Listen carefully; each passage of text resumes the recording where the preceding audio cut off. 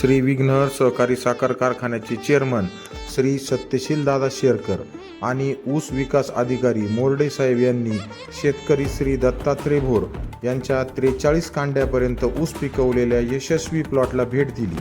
उत्कृष्ट ऊस उत्पादनाबद्दल त्यांनी इंडियाग्रो कंपनीचे व शेतकरी श्री दत्तात्रय भोर यांचे मनपूर्वक कौतुक करून शाबासकीची थाप दिली।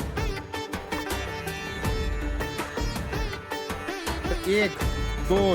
3 4 5 6 7 8 9 10 11 12 13 14 15 16 17 18 19 20 21 22 23 24 25 26 27 28 29 30 31 32 33 34 35 36 37 38 39 40 41